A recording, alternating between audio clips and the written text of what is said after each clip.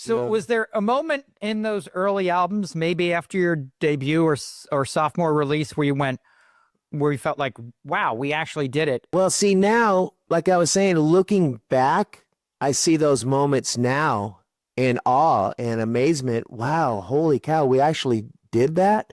Like performing in the round with Def Leppard for over a year on the Hysteria tour. At the time, we were just doing it and we were just in the middle of it. But now looking back, I have those moments of disbelief and amazement and gratitude. I'm so grateful. There's some key moments like the Texas Jam, Cotton Bowl, 1987. One of the biggest concerts in America was in Dallas, Texas, with Aerosmith and Boston. And we were the support band. We went on at noon in the, day. And, and I was barely 20 years old and just running out on that stage on fire as fast as I could, That was a pivotal moment, but I was so young, and in the moment, I didn't realize it at the time. But now looking back going, wow, what an amazing thing that happened, You mentioned you used the word glamorous, and I will trim it down to what some people call the glam era, which Tesla came up during. Yet the band seemed to kind of avoid that kind of labeling. Was that something you guys were trying hard to do, or was it something just as a byproduct of the fact that your music was so organic and so different, or was it a battle at the time to avoid that kind of labeling? Well, I don't think it was really a conscious effort on our part. I mean, we were just writing the music that we believed in, and we were trying to make the best full 12-song album with diversity and creativity and integrity and songwriting. That was our main goal. As far as an image goes, I mean, honestly, at the time we were a little frustrated because we could never get the cover of a magazine, or we didn't get the publicity that we had wanted at that time. But looking back on it, I'm grateful that we didn't, and that we just were honest and true to ourselves.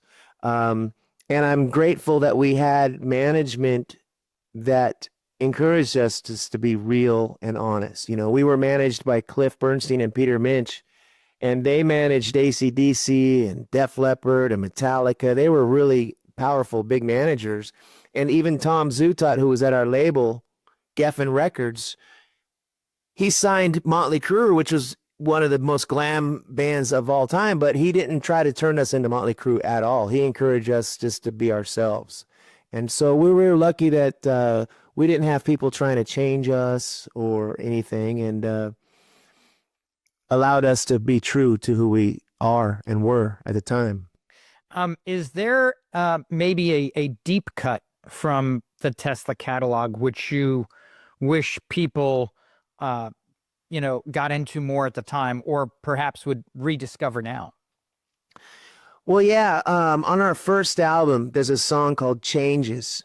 Time's making changes, and rearranging in our life. And we play that song. It was a deep cut. It was never a single. I always wished it would have been a single. But it's a song that we play live now, and I feel great every time we play it because it's just so true. It's musically, it's dark and has a moody vibe to it, and the lyrics still ring true. So Changes from our first album is one of my favorite deep tracks. Do you have a favorite studio memory from those first three albums? Is there a special studio memory that sticks out to you? Well, yes.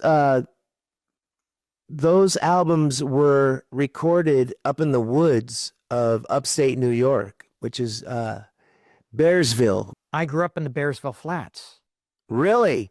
Yeah. I went to Woodstock Elementary School. Wow. Yeah, probably know a lot of the same people. Yeah, it was such a great memory. We lived there for 3 months, sometimes 4 months, making the record. So remember when you go through the little town square of Woodstock and you'd go... Yeah, the Village Green.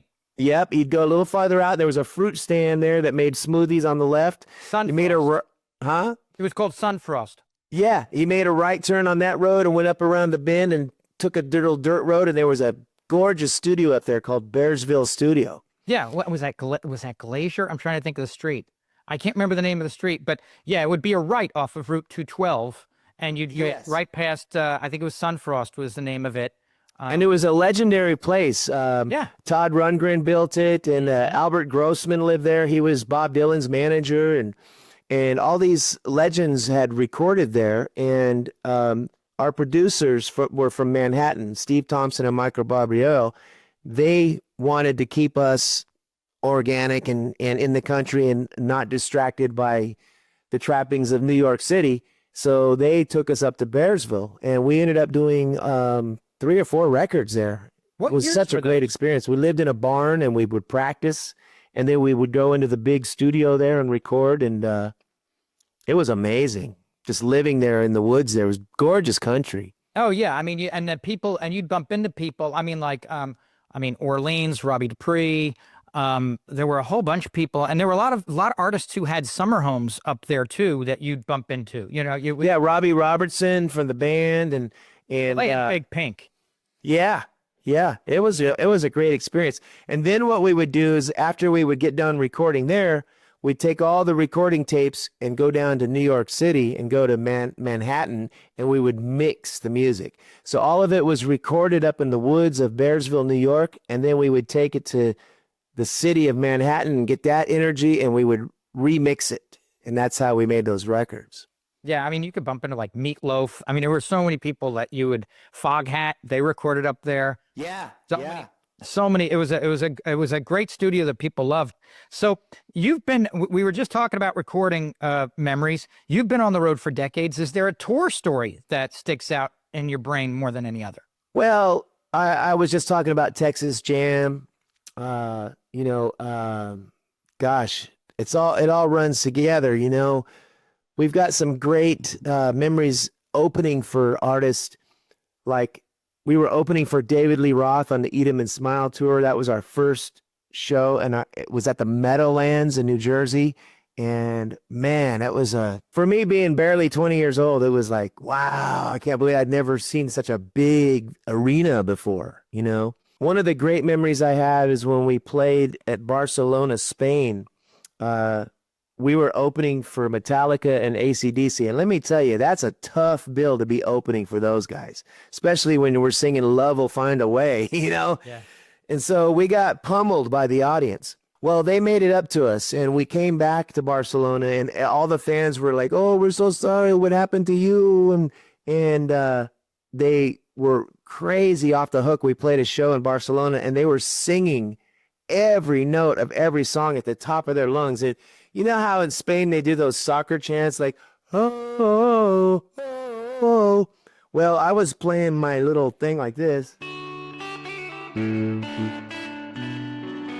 And the whole crowd was chanting, oh, oh, oh. They were chanting the melody of the guitar louder than the guitar. It was so awesome. And I'm getting goosebumps right now just remembering it.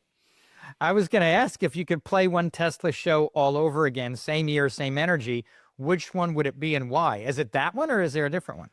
That one would rank up there. When we went back to Barcelona and the fans gave us a double dose of their love and sang every note of the music, not just the words, but the notes, the melodies. They were singing it to us. It was pretty phenomenal.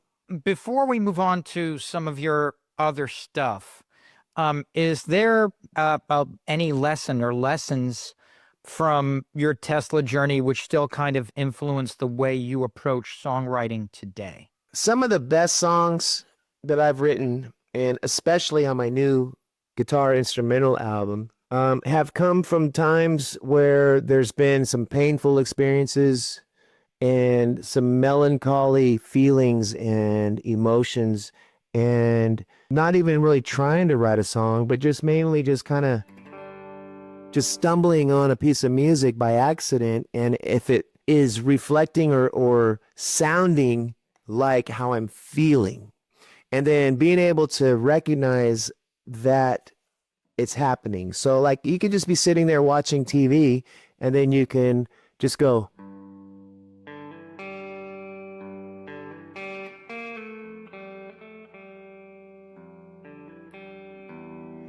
and I went, oh, wow, I like that.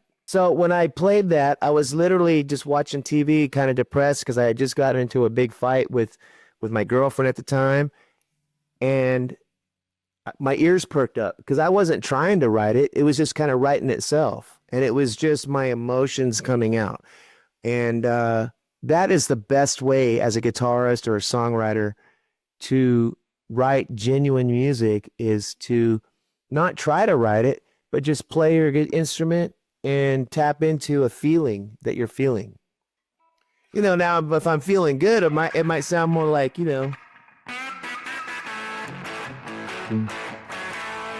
it'll be more up tempo. So if you're feeling good, you're feeling bad, whatever you're feeling, put your feeling into the music.